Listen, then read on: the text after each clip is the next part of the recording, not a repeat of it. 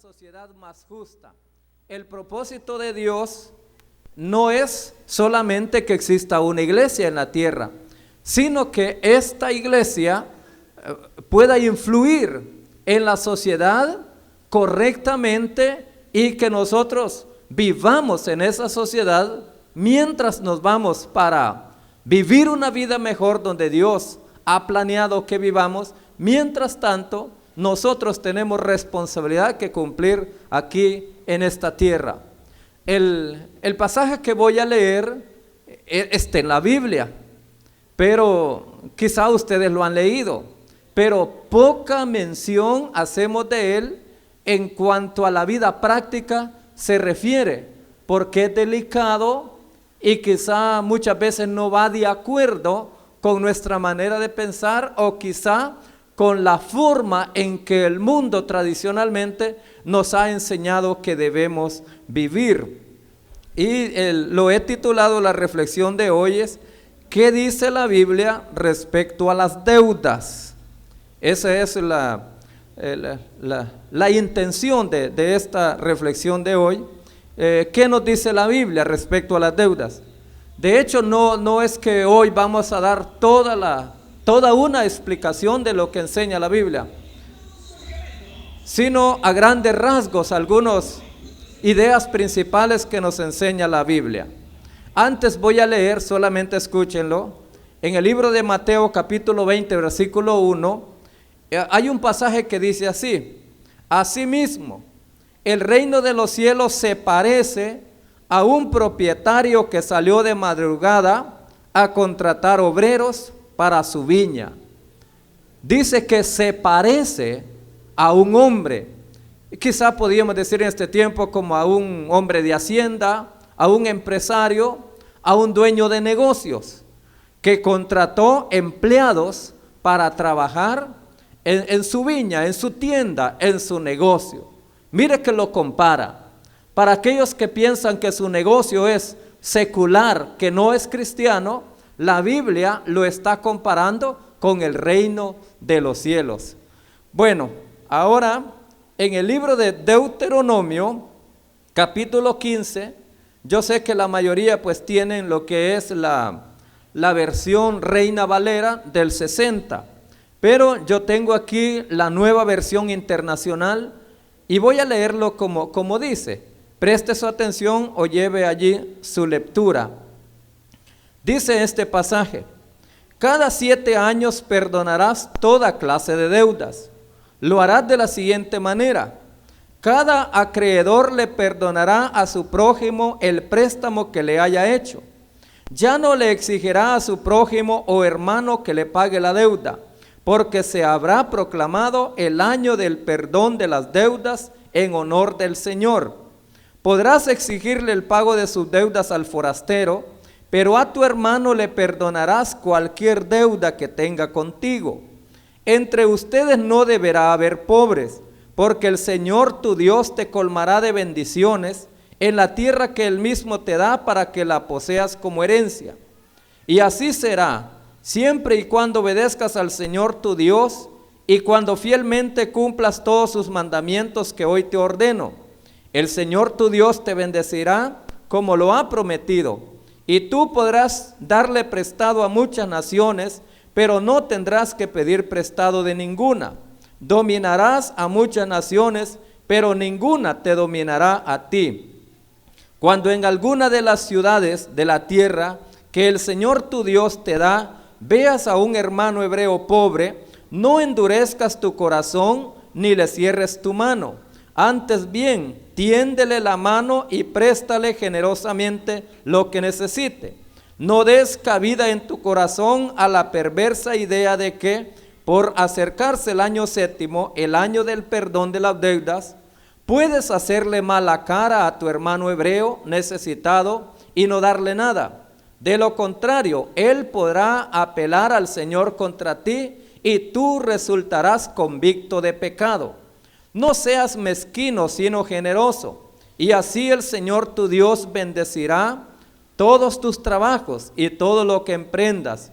Gente pobre en esta tierra siempre habrá. Por eso te ordeno que seas generoso con tus hermanos hebreos y con los pobres y los necesitados de tu tierra. ¿Verdad que habíamos leído este pasaje alguna vez? Pero quizá con otros ojos o con otros oídos. Yo sé que hoy ya tenemos definido un sistema financiero en el mundo por el cual nosotros nos gobernamos. Y quizá el día de hoy no es que ya mañana vamos a proponer cambios en el banco, en las cooperativas y todas aquellas empresas y personas que prestan dinero.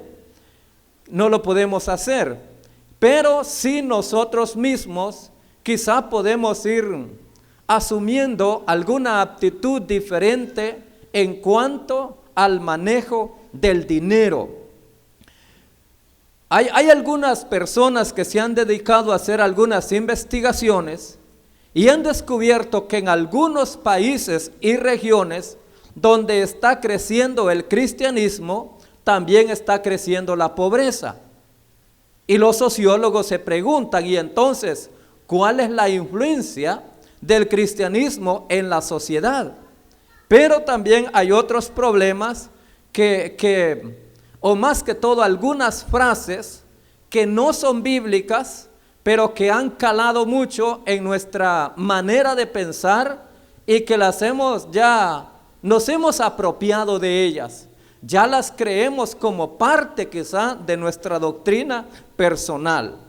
Hay algunas creencias que son falsas, que son incorrectas. Por ejemplo, el dinero es la raíz de todo mal.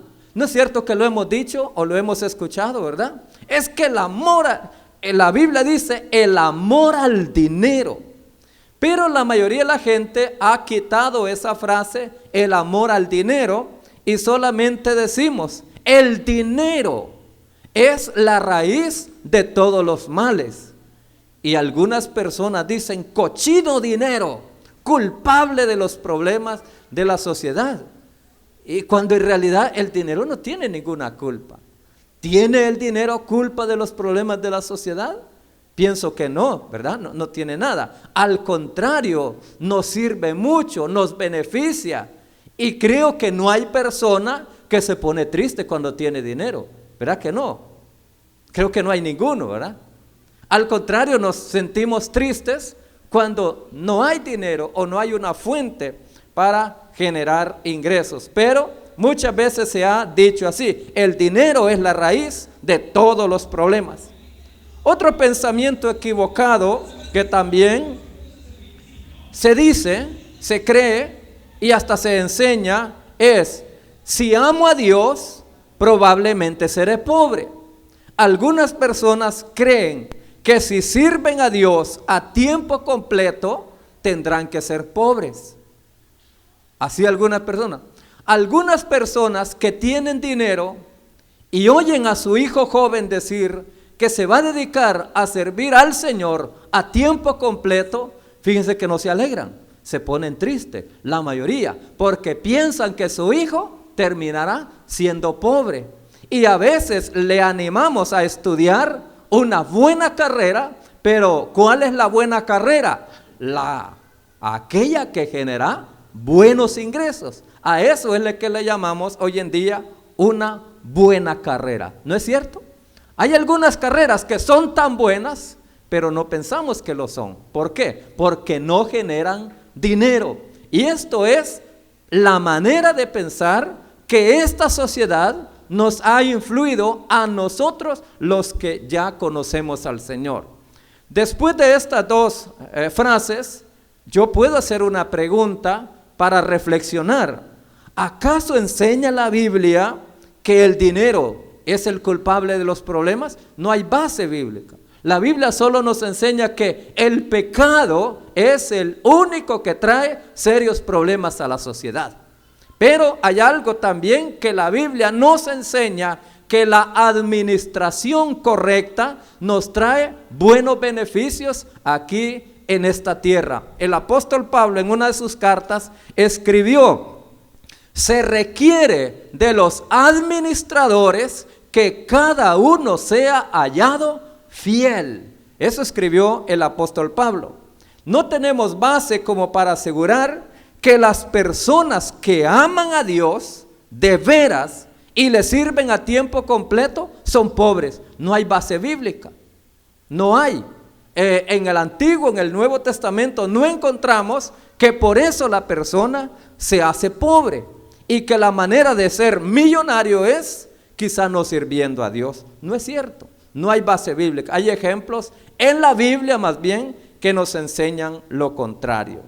Una de las cosas que quizá nos ha costado aprender en la vida es cuando Dios habla de bendecir la vida de las personas, casi siempre pensamos en la vida espiritual.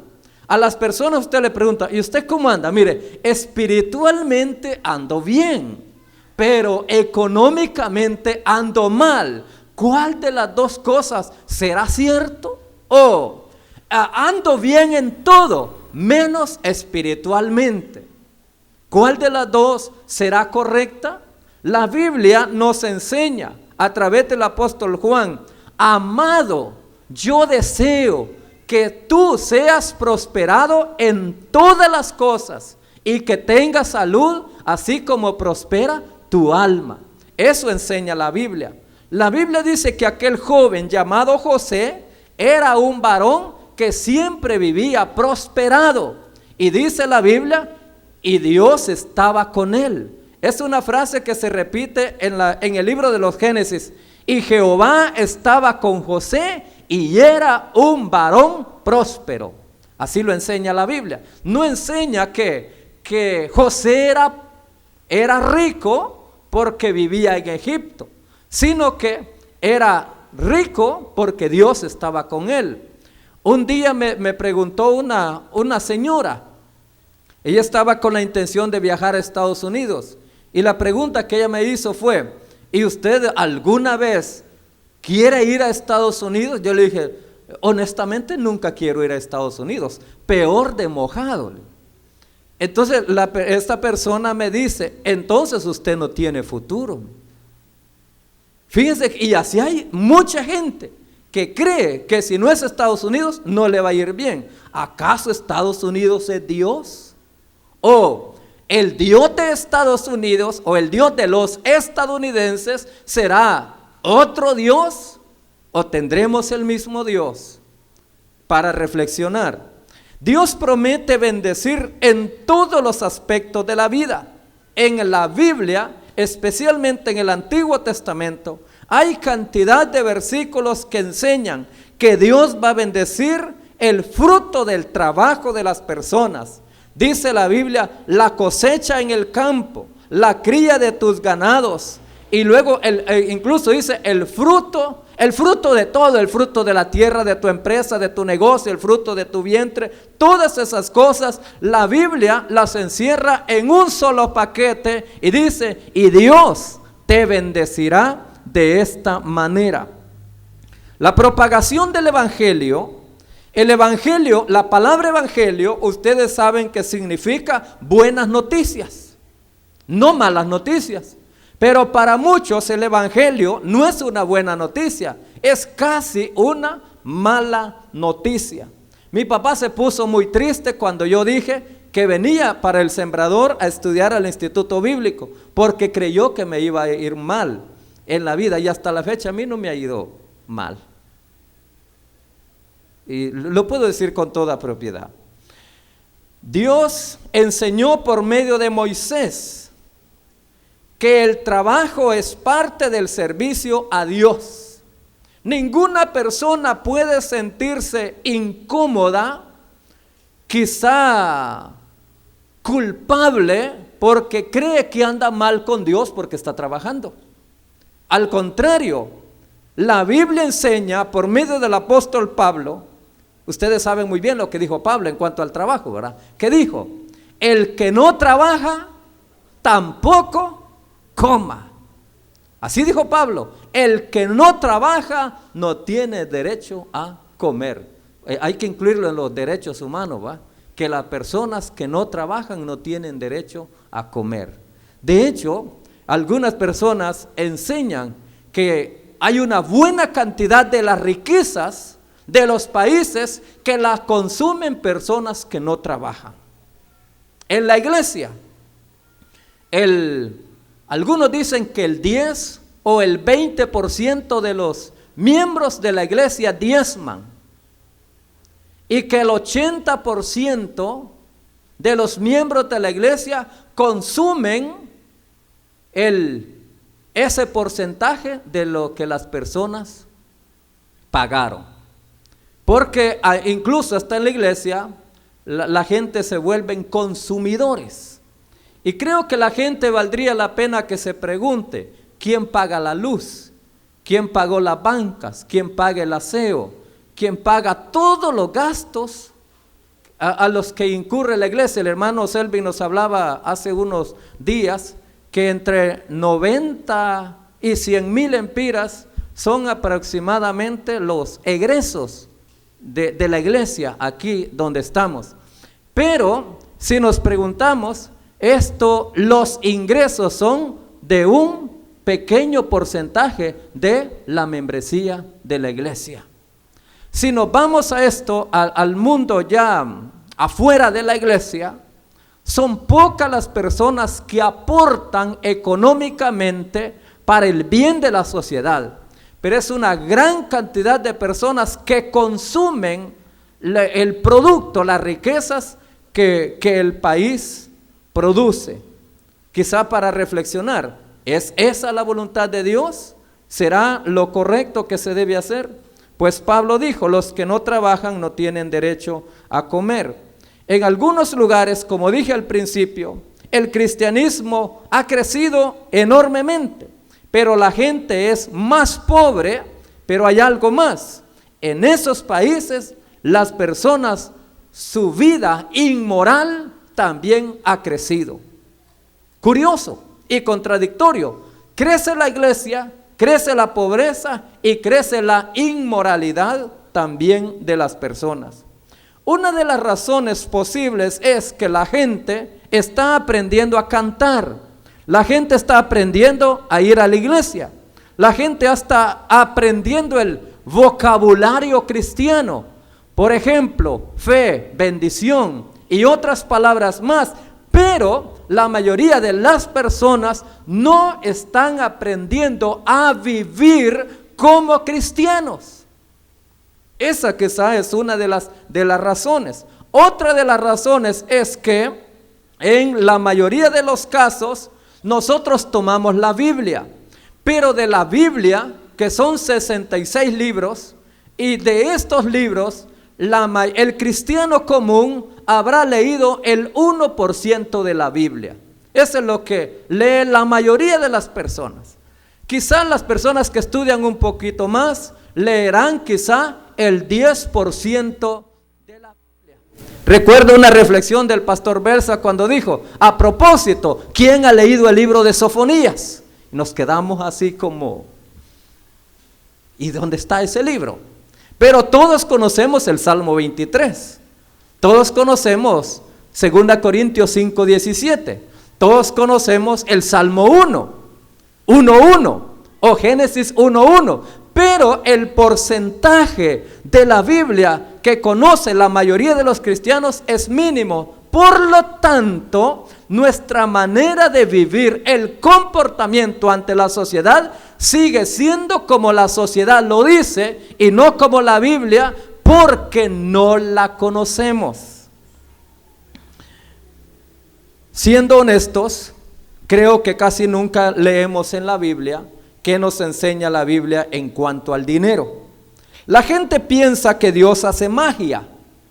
Y la magia más o menos como: yo doy tan cantidad de dinero y entonces Dios tendrá que hacer un milagro dándome otra cantidad. Dios hace milagros, pero no siempre los hace como nosotros queremos que Él debe hacerlo, sino como Él en su soberana voluntad decide hacerlo. Yo no sé si a ustedes les sorprendió, pero a mí sí me causó mucha impresión cuando dice Deuteronomio capítulo 15 versículo 1: cada 7 años perdonarás toda clase de deudas. ¿Cómo lo ven? cada 7 años perdonarás toda clase de deudas. Piense usted un poco hoy de los que están aquí, ¿a quiénes les deben dinero? Yo creo que hay muchos que alguien les debe. ¿Y qué si le leemos este pasaje que dice, cada 7 años perdonarás esa deuda? Ahora hay otra pregunta, ¿cuántos deben dinero? ¿Qué sentiría, qué alivio al saber que el próximo año le perdonarán su deuda? Está en la Biblia. Hay este pasaje de la Biblia y usted dirá, eso era del Antiguo Testamento. Bueno, yo tengo una respuesta, eso es lo que dice la Biblia. Entonces, yo no voy a exigirles, perdone la deuda, no la pague. No quiero hacer eso, sino más bien como reflexionar un poco, ¿cuál será entonces la idea de Dios en cuanto al dinero? Tengo anotadas algunas cosas. Es que lo que la Biblia no recomienda las deudas, pero tampoco dice la Biblia que es pecado las deudas. Hay personas que por tener una deuda piensan que andan mal con Dios. La Biblia, repito, no recomienda las deudas, pero la Biblia no condena las deudas. Ahora, lo que la Biblia hace es que nos da pautas en cuanto a las deudas. La Biblia nos enseña, en primer lugar, que la deuda debe ser limitada. Yo hice una pregunta.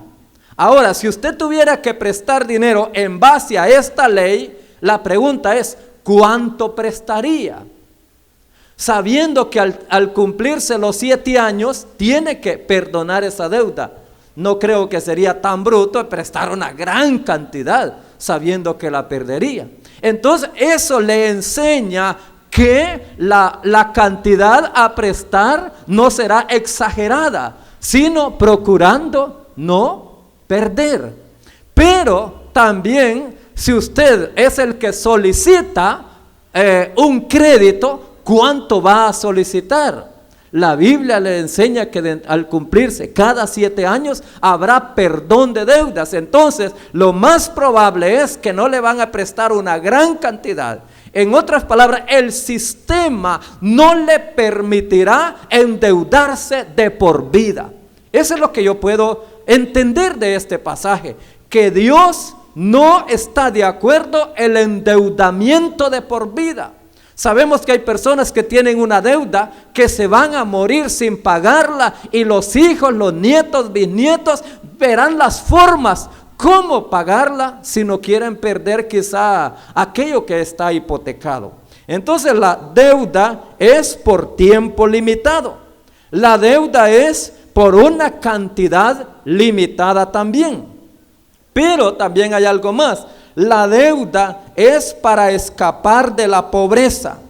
No es simplemente prestar por prestar. Aquí nos enseña, dice, préstale lo que necesite. Esta frase me interesó mucho. Le presté atención porque no dice, préstale lo que pide, sino lo que necesite. Ustedes creo que entienden muy bien eso. Cuando una persona solicita prestado, la respuesta bíblica es préstale lo que necesite. ¿Saben que hay cantidad de personas que solicitan dinero prestado que no lo necesitan? Es para comprar cosas que no las necesitan. Es para comprar cosas solo porque mi vecino las compró. Algunos dicen, es porque aquella persona que me cae gordo la tiene y yo le voy a demostrar que yo también puedo comprarlo. Y va, solicita un crédito y también lo compró. Y ahora le dice, ajá, ¿y qué? ¿Qué pues? Entonces, realmente la intención bíblica es lo que necesite. Es decir, que habrá que hacer toda una investigación a esa persona para ver si en realidad necesita o no necesita. Decía un pastor que nos dio una enseñanza a nosotros, que hay algunas necesidades sentidas y hay algunas necesidades reales. La necesidad real, decía, es lo que realmente necesita. Y la necesidad sentida es aquello que me parece que lo necesito. pero en realidad no lo necesita.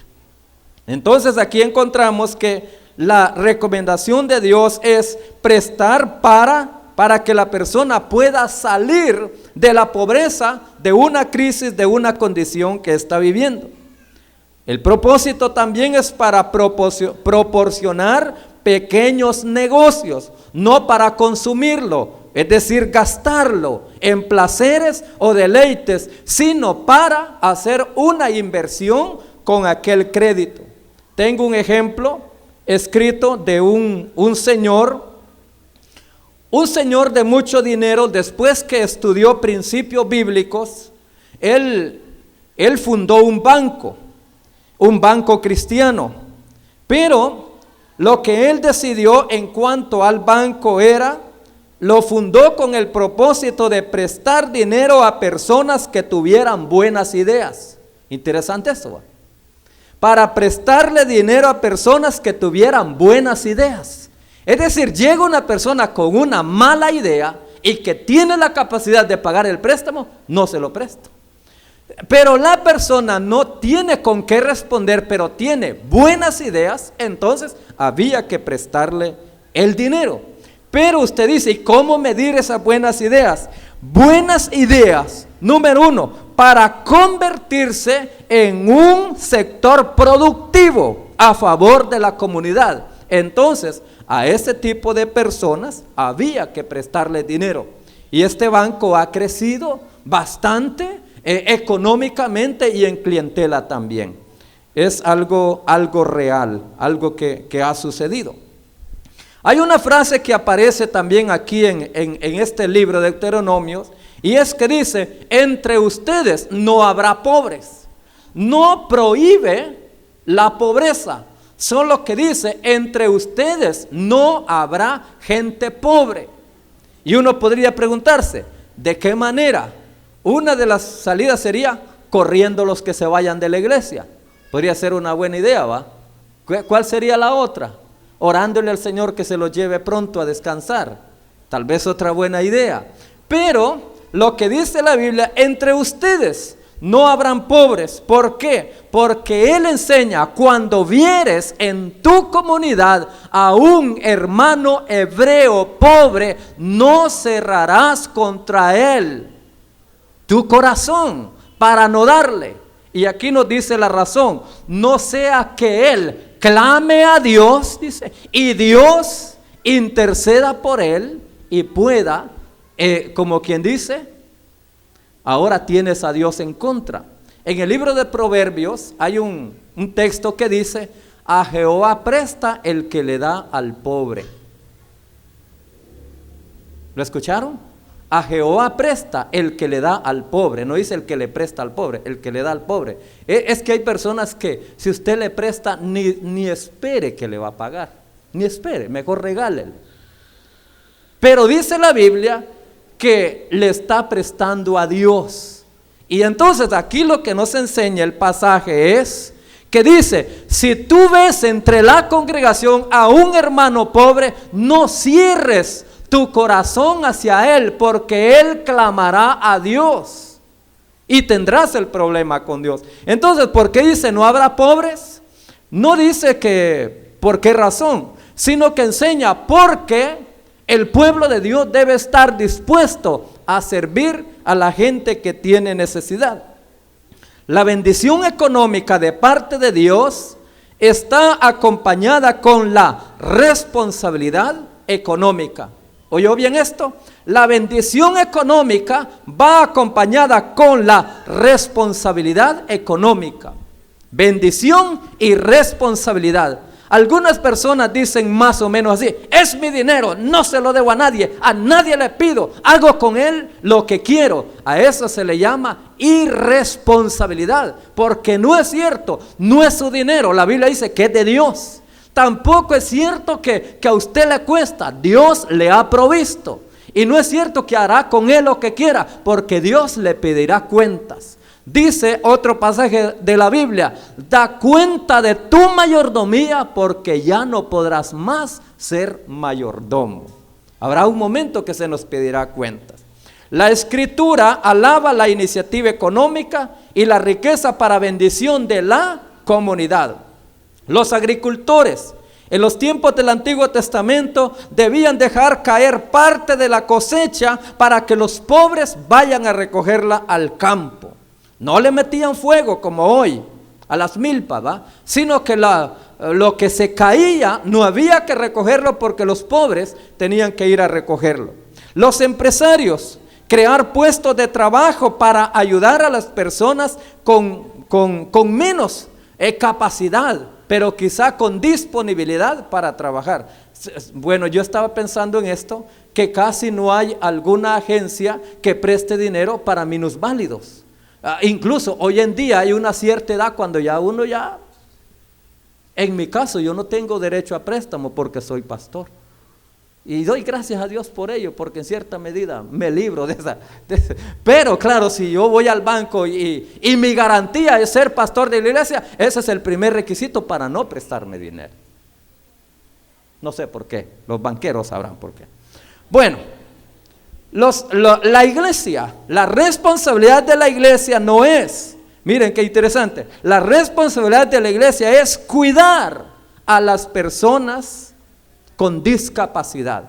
Es decir, no es responsabilidad de la iglesia solventarle todos los problemas a la sociedad, porque eso no es posible, sino ayudar a aquellas personas que tienen grandes dificultades.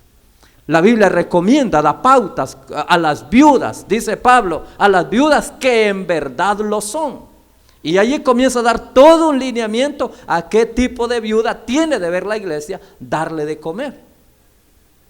Y así sucesivamente, hay muchos casos. La Biblia enseña, otro pasaje dice, entre ustedes no habrá personas que deben dinero, al contrario, dice, ustedes prestarán dinero a las naciones. Al menos en Honduras, ese pasaje no se cumple en los cristianos. ¿Por qué? Porque la mayoría debemos dinero, ¿no es cierto? Y si pensamos en el país en general, la deuda externa es grandiosa, es enorme, ustedes saben. Pero la Biblia dice, por eso digo, la deuda no es pecado, la Biblia no la recomienda. Dice, ustedes prestarán a las naciones, pero ustedes no pedirán prestado. ¿Cuál es el consejo de Dios al pueblo de Israel? Que el pueblo de Israel no debía tener deuda. Y usted dirá, ¿y cómo? ¿Y será posible vivir sin deuda? Quizá es una buena pregunta. Las personas hoy en día creen que no es posible vivir sin deudas. La Biblia enseña que es posible a vivir, porque lo que Dios quiere es que la persona aprenda a pensar un poquito más, a tomar decisiones. Yo quiero hacer una pregunta.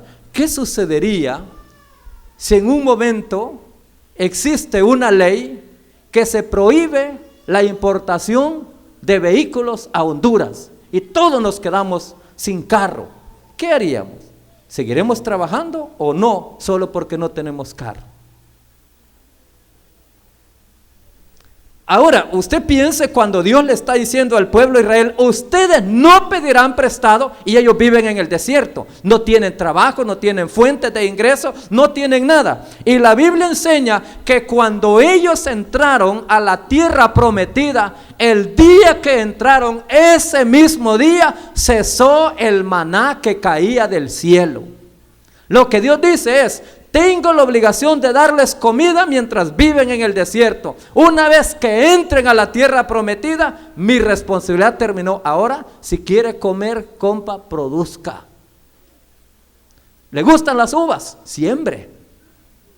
¿Le gustan los elotes? Siembre maíz. Lo que dice, el siguiente día yo me imagino que salieron los israelitas con sus canastas en la mañanita otra vez y miran a todos aquellos llanos y no hay nada de maná. Luego miran el cielo y no cae nada. ¿Y qué le pasó a Dios? ¿Será que se le olvidó? ¿Qué? 40 años dándonos comida, ¿y cómo se le olvidó en un solo día? La respuesta de Dios, yo les dije, hasta que ustedes entren a la tierra prometida, no les faltará la comida. De aquí en adelante son ustedes los responsables de producirla.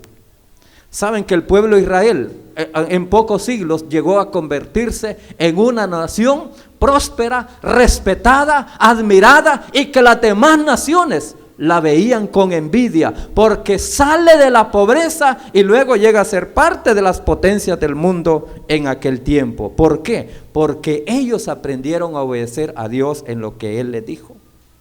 La persona necesita descubrir qué es capaz de hacer, fabricar y descubrir. Yo quisiera hacer una pregunta que a veces nosotros pensamos que eso no es cierto. ¿Podrán los hondureños fabricar un vehículo? Porque casi siempre pensamos que solo los japoneses pueden. ¿Será que Dios a ellos les dio un cerebro y a nosotros otro? Hay un sociólogo guatemalteco que es pastor, que dice que estaba a la venta unos cerebros de Alemania y de Honduras, bueno, de Latinoamérica, y eran para subastar esos cerebros. ¿Quién da tanto? Aquí la gente ofertando. Lo curioso es que las grandes ofertas eran por el cerebro del indito aquel, pero por el cerebro europeo nadie ofrecía gran cantidad. Y la curiosidad, bueno, ¿y por qué? Es que el cerebro de este está nítido, está intacto, no lo ha usado, pero el cerebro de este europeo está gastado ya. Entonces, creo que una de las cosas que nosotros, al hermano Selvin le he escuchado en la televisión aquí, que nosotros, comenzando por nuestros gobernantes, solo vemos a los gringos, a los europeos, los japoneses y extendemos la mano. ¿Me va a dar? ¿Me va a dar? Y nosotros en la iglesia vemos los gringos, los misioneros, a ver qué nos traen. ¿Qué mentalidad? ¿Cómo nos ha hecho daño? Cuando Dios nos enseña que al pueblo de Israel le dijo, miren, ustedes van a vivir en medio de naciones ya establecidas, tienen leyes, tienen riquezas, pero ustedes van a aprender a vivir conforme a la ley que yo les estoy dando, para que en vez de ir a pedir prestado, ustedes más bien le prestarán a ellos. Y una frase que Dios le repetía era, porque yo soy Jehová tu Dios. Así les decía Dios. Entonces, y luego el último punto que quiero mencionar es, bueno, que Dios quiere que el ser humano aprenda a desarrollarse, que el ser humano aprenda a satisfacer su propia necesidad para no ser carga de otros, aprenda a producir su propia comida. Y Dios no está de acuerdo también con la economía inmoral, es decir, lo que hoy en día le llamamos dinero sucio, dinero ilegal. Dios no está de acuerdo con eso. Todo tipo de piratería Dios la aborrece.